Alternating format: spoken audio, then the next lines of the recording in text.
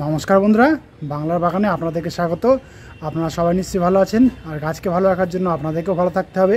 দুর্গাপুজোর পর থেকে দেখছি একটু শিশির কিন্তু পড়তে শুরু করেছে, কারণ আমাদের দিকে খেলার মাঠ রয়েছে, আপনারা দেখতে পাচ্ছেন আমার পেছন দিকে এই যে ঘাসগুলি রয়েছে, ঘাসের উপরে দেখছি শিশির পড়ে থাকছে। শিশির কিন্তু একদিকে খুবই উপকারী, গাছের পক্ষেও উপকারী, আবার আমাদের শরীরের পক্ষেও উপকারী।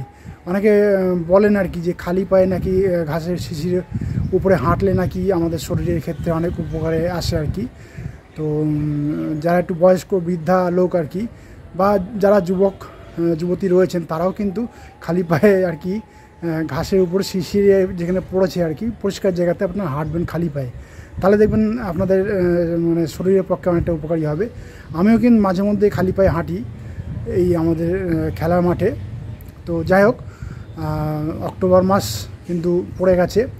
এই অক্টোবর মাসে কিন্তু আমাদের বাগানে যে সমস্ত গোলাপ গাছগুলি রয়েছে, সেই গোলাপ গাছগুলিতে কিন্তু একটু স্পেশাল কেয়ার এবার করতে হবে। আমি আপনাদেরকে আগেই বলেছিলাম যে অক্টোবর মাসেই কিন্তু গোলাপ গাছে হার্ড প্রুনিং করতে হবে, বিভিন্ন রকমের নতুন নতুন পরিচর্যা করতে হবে, মানে একটু বিশেষ কেয়ার করতে হবে, যার জন্যই কিন্তু মানে শীতের সময় আমরা ভালো ফুল পাবো গোলাপ গাছ থেকে। তো টাইটেল আর থাম্বনেল দেখে আপনারা বুঝেই গেছেন যে আমি আজ আপনাদের সঙ্গে কী গাছ পরিচর্যা নিয়ে আলোচনা করতে চলেছি। তো তাহলে চলুন সেই আলোচনার বিষয়ের দিকে তাহলে এবার যাওয়া যাক।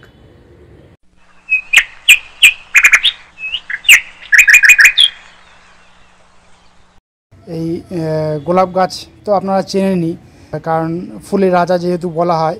আপনাদের বাগানেও নিশ্চয়ই গোলাপ ফুল গাছ অবশ্যই রয়েছেন। তো দেখেন এখনই কিন্তু কুঁড়ি চলে এসছে। আমি কিন্তু হার্ড প্রুনিং এখনও করিনি। সেপ্টেম্বর মাসে যেভাবে আপনাদেরকে পরিচর্যা করতে বলেছিলাম, আমি কিন্তু ঠিক সেইভাবেই পরিচর্যা করে গেছি। আর তার ফলে দেখেন নতুন ব্রাঞ্চ ছেড়েছে এবং কুঁড়িও এসছে।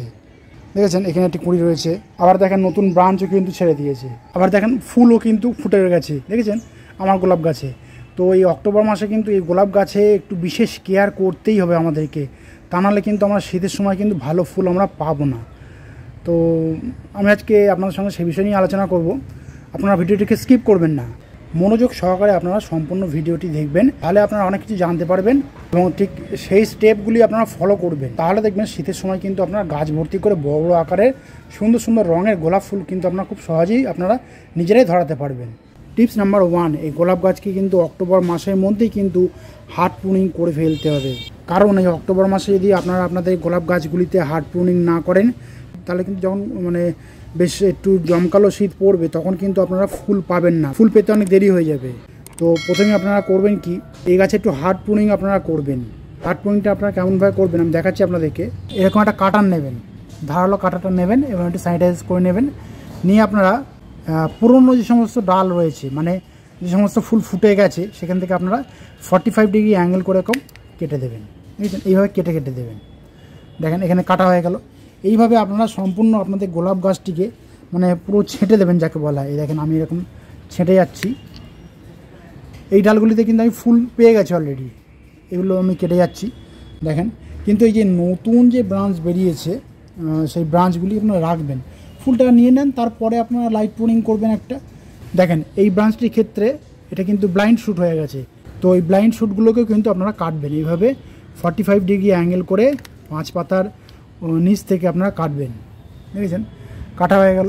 এরপরে বলি, শুকনো কোনো ব্রাঞ্চ দেখলেও কিন্তু আপনারা কেটে দেবেন। দেখেন এই ব্রাঞ্চটা কিন্তু শুকনো হয়ে গেছে, তো আমি একদম গোড়া থেকে কেটে দেবো। কোনো শুকনো ব্রাঞ্চ, কোনো পাকা ডাল যেগুলো ফুল হয়ে গেছে, সেই সমস্ত ব্রাঞ্চ কিন্তু আপনারা রাখবেন না। টিপস নাম্বার 2, দেখেন যে ডালগুলি আপনারা কেটেছেন 45 ডিগ্রি অ্যাঙ্গেল করে, সেই কাটা ডালে, সেই কাটা অংশে আপনারা এরকম ফাঙ্গিসাইড আপনারা দিয়ে দেবেন। এটা সিস্টেমিক বা কন্ট্যাক্ট ফাঙ্গিসাইড, স্যাফ দিচ্ছি আমি এটা। আপনারা ব্যাভিস্টিন দিতে পারেন বা অন্যান্য যে কোনো ফাঙ্গিসাইড আপনারা দিতে পারেন। তাহলে হবে কি, ডালটা সুরক্ষিত থাকবে, কোনো রকমের পোকামাকড় কিন্তু ওই ডালের মধ্যে প্রবেশ করতে পারবে না, বা ডাল কিন্তু পচেও যাবে না। টিপস নাম্বার 3, গাছে কিন্তু কোনো শুকনো পাতা বা কোনো হলুদ পাতা কিচ্ছু কিন্তু রাখবেন না, বা টবের মাটিতে যদি দেখেন যে শুকনো পাতা পড়ে রয়েছে, সেই শুকনো পাতাগুলিকেও কিন্তু আপনারা এরকম তুলে তুলে ফেলে দেবেন। তা নাহলে কিন্তু একটা ফাঙ্গাসের আক্রমণের সম্ভাবনা থেকেই যাচ্ছে। কারণ এতদিন একটা বৃষ্টি হয়েছে, বর্ষাকাল ছিল, গাছগুলি কিন্তু ওপেন জায়গাতেই আমি রেখেছিলাম। তো এরকম করে আপনার টবগুলি পরিষ্কার করে নেবেন, কোনো আগাছা যেন না থাকে, কারণ তাহলে আমরা যে খাবার দেবো সেই আগাছা সেই খাবারগুলিতে আর কি ভাগ বসাবে। টিপস নাম্বার 4, টবের মাটিতে যদি আপনারা পিঁপড়ে বা উঁই পোকা কিছু যদি দেখেন, সেই টবে আপনারা ফোরাডন পাউডার আপনারা দিয়ে দেবেন। টবের চারিদিকে একটু খুঁড়ে খুঁড়ে নেবেন, নিয়ে ফোরাডন পাউডারটা ছড়িয়ে দেবেন চারিদিকে ছড়িয়ে দিয়ে একটু জল দিয়ে দেবেন। তাহলে দেখবেন ফোরাডন পাউডারটা ভালোভাবে মিশে গেছে, টবে কিন্তু কোনো রকমের কেঁচো কেন্ন পিঁপড়ের আক্রমণ হবে না খুব সহজে। টিপস নাম্বার 5, রুট ট্রিটমেন্ট কিন্তু এই সময় আমাদের করতেই হবে, কারণ গাছের রুট যদি ভালো না থাকে গাছ থেকে কিন্তু ভালো পরিমাণে আর কি ফুল পাওয়া যাবে না। সেই জন্য রুট ট্রিটমেন্টটা আপনারা অবশ্যই করবেন। আপনারা 10 দিন অন্তর করতে পারেন, কোনো অসুবিধা নেই। আপনারা করবেন কি, রুট ট্রিটমেন্ট করার জন্য হিউমিক অ্যাসিড নেবেন আর একটু রুটিং হরমোন আপনারা নেবেন, নিয়ে আপনারা 1 লিটার জলে ওইগুলোকে ভালোভাবে মিশিয়ে নেবেন। মানে হিউমিক অ্যাসিড দিলে আপনারা 1 গ্রাম বা 2 গ্রাম মতো জলে মেশাবেন, আর যদি আপনারা রুটিং হরমোন নেন আইসক্রিমের চামচে 1 চামচ 1 লিটার জলের সঙ্গে ভালোভাবে মিশিয়ে নিয়ে টবের মাটিতে আপনারা দিয়ে দেবেন। তাহলে দেখবেন গাছের শিকড়ের মানে বিস্তার লাভ করতে অনেক সুবিধা হচ্ছে। রুট ট্রিটমেন্টটা কিন্তু আপনারা মাসে অন্তত 1 বার করে করবেন। টিপস নাম্বার 6, খাবার। তো এখন যেহেতু হার্ড প্রুনিং আমরা এই গোলাপ গাছে করছি, তো একটা খাবার তো দিতে হবে এই সময়, কারণ সারা বর্ষাকাল জুড়ে কিন্তু আমরা কোনো খাবারই প্রয়োগ করতে পারিনি। তো কী খাবার দেবেন? প্রথমে আপনারা করবেন কি, টবের মাটিগুলিকে একটু খুঁচিয়ে নেবেন, কারণ দেখেন টবের মাটি কিন্তু পুরো বসে গেছে। এই দেখেন একটু শক্তও হয়ে গেছে, তো এরকম একটু খুঁচিয়ে নেবেন। আর যাদের দেখবেন মানে গোলাপ গাছ ছোটো টবে বসানো ছিল, রুট বাউন্ড হয়ে গেছে, তারা কিন্তু খুব শীঘ্রই টবটাকে চেঞ্জ করে দেন, মানে নতুনভাবে রিপোর্টিং করে দেন। তো আমার যেহেতু খোঁড়া হয়ে গেছে, এবার আমি গাছে করব কি, একটা খাবার দেব। খাবার বলতে এটা একটা জৈব খাবার, ঠিকই, মানে জৈব বলতে পুরো পিওর জৈব নয়, জৈব রাসায়নিক খাবার এটা। এই খাবারটা আমি নিজে তৈরি করেছি। দেখেন এটি হলো সেই জৈব রাসায়নিক খাবার। এই খাবারটা আমি কী দিয়ে বানিয়েছি দেখেন। এই খাবারটি আমি 1 মাস আগে থেকেই আমি তৈরি করে রেখেছিলাম, যেহেতু জৈব রাসায়নিক খাবার তো একটু মানে প্রসেস হতে দেরি হয় এদের, যেহেতু জৈব খাবারটা দেওয়া আছে। রাসায়নিক খাবার হলে কোনো অসুবিধা নেই। এতে যে জৈব উপাদানগুলি রয়েছে সেগুলির মধ্যে হলো, প্রথমে বলি, হাড় গুঁড়ো রয়েছে, শিংকুচি রয়েছে, নিমখোল রয়েছে, ট্রাইকোডার্মা ভিরিডি রয়েছে, আর সামান্য একটু সুফলা রয়েছে। সুফলা ওই সমরেশের সুফলা 1919টা আমি দিয়ে এই খাবারটি আমি তৈরি করেছিলাম 1 মাস আগে থেকেই।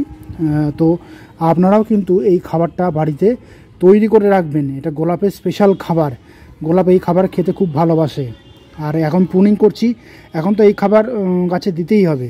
যেহেতু আমার 10 ইঞ্চি টব, আমি একটু বেশিই দেবো, এরকম কাঁধ বরাবর ছড়িয়ে দেবেন। আর গোলাপের যখন একটু কাটাছাটা করবেন একটু সাবধানতার সঙ্গে করবেন, দরকার হলে আপনারা হাতে গ্লাভসও কিন্তু পরে নিতে পারেন, কোনো অসুবিধা নেই। এরকম টবের কাঁধ বরাবর খাবারটা আমি দিয়ে দেবো। প্রতিটি টবে আপনারা 2 মুঠো করে খাবার দেন, তাহলেই কিন্তু হবে। দেখেন আমি খাবার আমি দিয়ে দিলাম আমার এই গোলাপের টবে। দেখেন খাবার দেওয়া হয়ে গেল। এবার মাটি যেগুলি তুলেছিলাম আমরা টবের কাঁধ থেকে আর কি, সেইগুলি এই খাবারে চাপা দিয়ে টবের কাঁধ বরাবর আর কি এবার দিয়ে দেবো। দেখেছেন? এবার করবেন কি, আপনারা জল নেবেন, জল নিয়ে আপনারা টবের মাটিতেই পুরো এরকম দিয়ে দেবেন। এই দেখেন, দেখেছেন? জল দিলে খুব দ্রুত কিন্তু মাটির সঙ্গে মিশে যেতে সুবিধা হবে ওদের, কারণ যেহেতু ড্রাই খাবার তো সেহেতু। টিপস নাম্বার 6, এই সময় যেহেতু নতুন ব্রাঞ্চ আমাদের এই গোলাপ গাছ থেকে বার করতে হবে, সেই জন্য একটি রাসায়নিক ফোলিয়ার স্প্রেও কিন্তু আমাদের গোলাপ গাছে প্রয়োগ করতে হবে। আপনারা করবেন কি, 1261 নামক যে ফোলিয়ার স্প্রেটা রয়েছে, সেই ফোলিয়ার স্প্রেটা 1 লিটার জলে 2.5 গ্রাম ভালোভাবে মিশিয়ে নেবেন, নিয়ে সম্পূর্ণ গাছটিকে পুরো স্নান করিয়ে দেবেন। তাহলে দেখবেন নতুন ব্রাঞ্চ বার হতে কিন্তু অনেক সুবিধা হবে গাছেদের। টিপস নাম্বার 7, কীটনাশক। গাছে যেহেতু নতুন কচি যে ব্রাঞ্চ ছাড়ছে, সেই ব্রাঞ্চগুলিকে কিন্তু রক্ষা করতে হবে আমাদেরকেই, তা নাহলে কিন্তু কুঁড়িগুলি থাকবে না। তো আপনারা এই নতুন যে ব্রাঞ্চগুলি বার হবে সেই ব্রাঞ্চগুলিকে রক্ষা করার জন্য আপনারা কী কীটনাশক ইউজ করবেন? আপনারা কনফিডার নামক যে কীটনাশকটি রয়েছে সেই কীটনাশকটি আপনারা 1 লিটার জলে 2 ml ভালোভাবে মিশিয়ে নিয়ে সম্পূর্ণ গাছটিকে পুরো স্নান করিয়ে দেবেন। তাহলে দেখবেন এই কচি যে ব্রাঞ্চগুলি বার হবে সেগুলিতে আর কি কোনো কীটপতঙ্গই অ্যাটাক করতে পারবে না। এছাড়া কনফিডার যেদিনকে দেবেন তার ঠিক 15 দিন পরে আবার আপনারা মাকড়নাশক কাকা কীটনাশকটাও প্রয়োগ করবেন, তাহলে গোলাপ গাছে কিন্তু মাকড়ের আক্রমণ হবে না, গাছ থাকবে সুস্থ এবং সবল এবং পাতাগুলি দেখবেন এরকম ঝাঁ চকচকে মানে বেরোচ্ছে যখন নতুন নতুন ব্রাঞ্চ ছাড়বে। আর যখন ফুল পাওয়ার সময় হবে তখন কিন্তু ভালো কুঁড়ি আপনারা খুব সহজেই আনতে পারবেন এই গাছে। তো আমি যেভাবে আপনাদেরকে এই অক্টোবর মাসে এসে আর কি এই গাছ পরিচর্যা করতে বললাম, আপনারা ঠিক সেইভাবেই কিন্তু সেই কাজগুলিকে অবশ্যই করে যাবেন। যাদের মাটিতে গাছ রয়েছে তারাও কিন্তু এই একই রকমভাবে পরিচর্যা করবেন, দেখবেন আপনাদের গোলাপ গাছ থেকে কিন্তু নতুন নতুন ব্রাঞ্চ কিন্তু খুব সহজেই আপনারা বের করতে পারবেন এবং প্রচুর সংখ্যায় ফুল কিন্তু আপনারা শীতের সময় পাবেন। তো বন্ধুরা আজ এই পর্যন্তই।